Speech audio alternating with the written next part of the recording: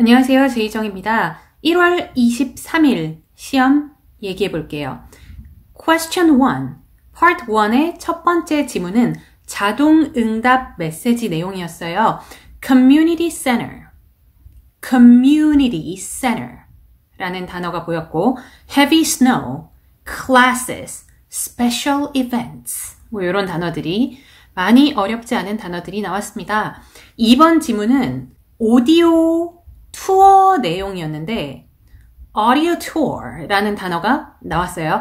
오디오라는 발음 말고 audio 이렇게 발음해 주시는 것. portrait, sculpture, photography라는 단어는 ph가 두 번 들어가죠. ph 발음은 f 발음으로 해주시면 됩니다. 그래서 photography 이렇게 ph 두 번 photography 하시는 거고. Part 2.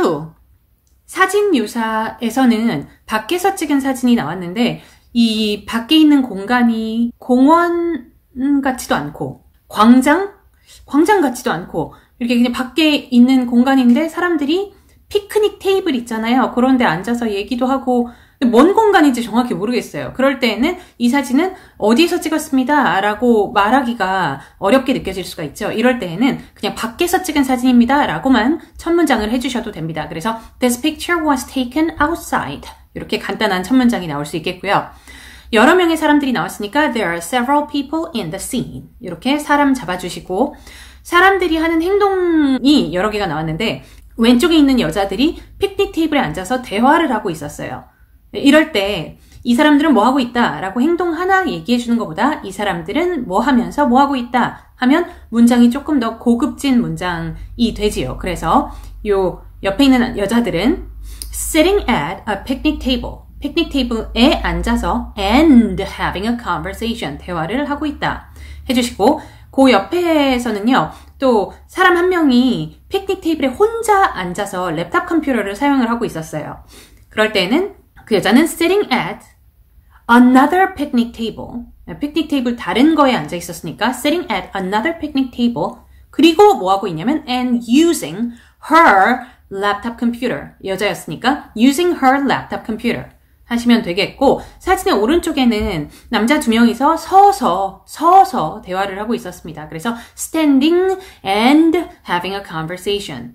그런데 우리 아까 사람들 묘사할 때 having a conversation을 한번 했잖아요. 그래서 똑같은 표현을 계속 쓰는 것보다 동의어, 그러니까 의미는 같지만 말이 다른 거를 사용을 해주시면 이 사람이 어휘가 좋구나 라고 생각이 들 수가 있겠죠. 그래서 having a conversation 두 번 쓰셔도 되지만 두 번 쓰기 싫으시면 talking to each other 이런 표현으로 바꿔주시면 되겠고요. 사물은 a long fence 울타리 나왔고 나무가 많이 있었습니다. 그래서 many trees 그리고 a building도 출제가 되었네요. 난이도는 뭐 한 중간 정도. Part 3는 여행을 주제로 출제가 되었는데 여행은 토익 스피킹 역사상 가장 많이 나온 주제 중에 하나라고 볼 수 있습니다. 아주 많이 나오는 그런 주제예요.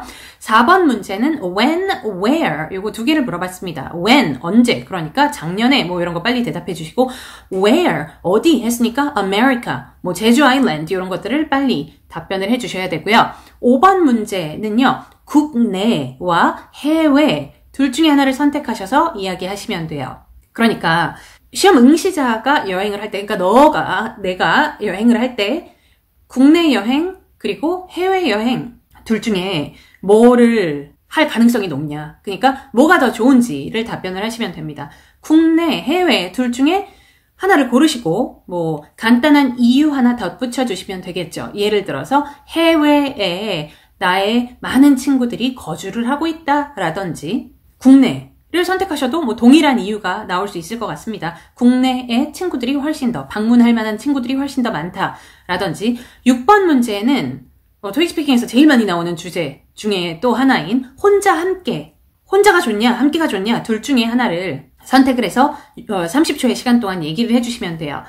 너무 많이 나오니까 이런 거는 준비가 돼 있어야 되죠. 혼자를 선택했을 때는 뭐 집중이 잘 된다, 시간 조절을 내 마음대로 할 수가 있다 라든지 함께를 선택했을 때에는 유용한 정보를 공유할 수 있다, 모르는 게 있으면 그 상대방에게 물어볼 수 있다, 혼자 시간 보내는 것보다 함께 시간 보내는 게 더 즐겁다, 이런 내용의 그 본론, 중간 이유들이 나올 수가 있었겠습니다. Part 4 정보 한번 보실게요. 자, 두 날짜로 나뉘어져 있었어요. 날짜 1, 날짜 2. 그러니까 날짜 1 다음 날이 날짜 2였습니다. 7번 문제는 일정 6번에 대해서 물어봤어요. 일정 6번. 누가 진행하니? 그리고 주제가 뭐니? 이런 식으로 나왔는데 7번 문제에서 가장 많이 나오는 문제의 유형은 첫 번째 줄 읽어줘, 끝줄 읽어줘. 이게 제일 많이 나오는 유형이잖아요. 첫 번째 줄, 끝줄. 이거는 우리가 7번 문제에 나올 확률 아주 높다라는 거를 항상 인지를 하고 있어야 됩니다. 시험 볼 때 당연히 그걸 인지하고 있으셔야 되고, 날짜가 이렇게 두 개로 나뉘어질 경우에는 첫 번째 날짜의 첫 줄, 끝줄, 그리고 두 번째 날짜의 첫 줄, 끝줄, 이거까지 다 가능성으로 보셔야 돼요. 어쨌든 오늘 시험은 두 번째 날짜의 첫 줄에 대해서 물어봤고요. 8번 문제는 가격 관련이었는데요. 제일 윗부분에 보시면 가격이 나와 있죠. 하루만 참여하는 가격, 그리고 모든 거를 다 참여하는 가격이 달랐습니다. 당연히 하루만 참여하는 게 더 쌌고요. 가격이 더 싸다는 거예요. 8번 문제에서는 뭐 내가 아는 애가, 내 친구가 하루만 갈 수 있대요. 그러니까 전체 가격을 다 내야 되냐? 나의 답변은 뭡니까? 하루 가격은 이것입니다 라고 말해주시면 되겠죠. 9번 문제는 뭐가 나왔냐면 워크숍 관련 다 얘기해줘 라고 했어요. 워크숍. 그 날짜 1에 워크숍 한 개 보이시죠? 날짜 2에 워크숍 또 한 개 보입니다. 그래서 그거 두 개를 문장으로 얘기해 주시면 됐었던 그런 시험이에요. Part 4는 무난하죠. Part 5 볼게요. Part 5는 기존 유형이 출제가 되었는데 놀이공원이래요. 놀이공원에서 무슨 수리 작업을 한다고 합니다. 놀이공원에서 수리 작업을 하고 있는 동안에는 롤러코스터라든지 이런 여러 가지 기구들이 있잖아요. 근데 그런 기구들 중에 몇 개를 이용하지 못한대요. 그 사람들이 우리 놀이공원에 오는 이유가 너무 다양한 기구들 때문에 재밌게 놀 수 있기 때문에 오는 건데, 이 기구들이 몇 개 사용을 못하게 되니까 이거를 어쩌냐. 사람들이 이것에 있어서 불만을 갖지 않도록, 불편하지 않도록 우리가 어떻게 하면 좋겠냐라는 상황이었습니다. 그래서 해결책을 주셔야 되는데 우선 그런 수리 작업이 진행이 되고 있다는 걸 알려주는 게 중요할 것 같아요. 그래서 put a notice on our website. 우리의 웹사이트에 우선 노티스를 해주자. 여기까지만 하셔도 되고 조금 더 하실 수 있으면 put a notice on our website about 무엇에 관하여까지 넣어주실 수 있겠습니다. 무엇에 관하여죠? The upcoming maintenance에 관하여 노티스를 하나 붙이자. 그 뒤에 뭐 얘기를 더 하셔도 되고요. 예를 들어서 모든 방문객들이 우리 웹사이트를 통해서 티켓을 구매하기 때문이다.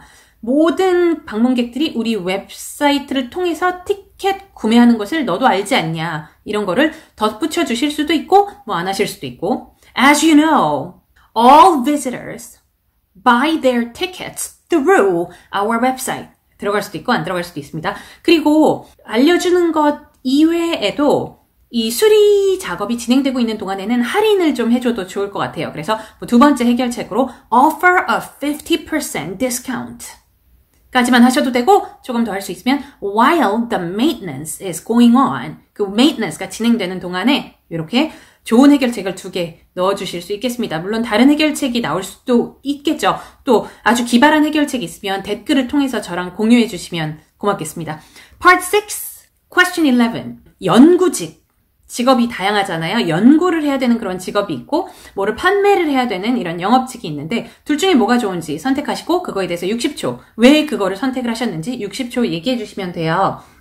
아이디어를 몇 가지 드리자면 대학 전공에 대해서 얘기할 수 있을 것 같아요. 나는 대학 전공이 무엇이기 때문에 전공 관련 일이 더 좋을 것 같습니다. 이런 아이디어도 나올 수 있겠고 또 개인적인 성향에 대해서 얘기할 수 있겠죠. 하나는 introverted, 나는 좀 내성적이다. 하나는 extroverted, 나는 굉장히 외향적이다. 네, 그렇기 때문에 이런 직업이 더 맞을 것 같다. 이런 얘기도 하실 수 있겠고요.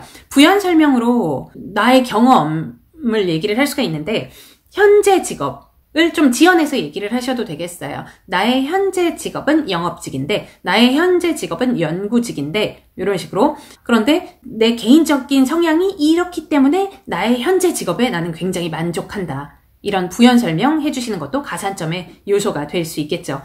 오늘 시험은 난이도 4 가도록 하겠습니다. 조금 쉬운 편. 조금 쉬운 편인 이유는 뭐 여러 가지가 있는데요. 질문 자체가 그렇게 길지 않았고 다른 시험에 비교를 했을 때 질문 자체가 짧다는 건 이해를 조금 더 빠른 시간에 신속하게 할 수 있다는 뜻이거든요. 그래서 그것도 난이도가 조금 낮아지는데 한몫했고요. 그리고 질문이요.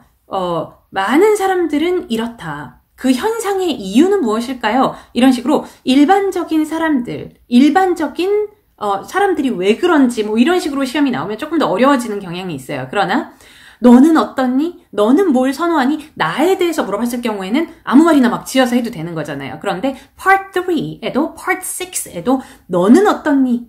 가 많이 나왔습니다. 그렇기 때문에 내가 답변할 수 있는 그런 선택권들이 훨씬 더 많아질 수 있는 그런 시험이었어요. 그래서 난이도 4 가도록 하겠습니다. 오늘 시험 후기는 여기에서 마무리하도록 할게요. 바이바이.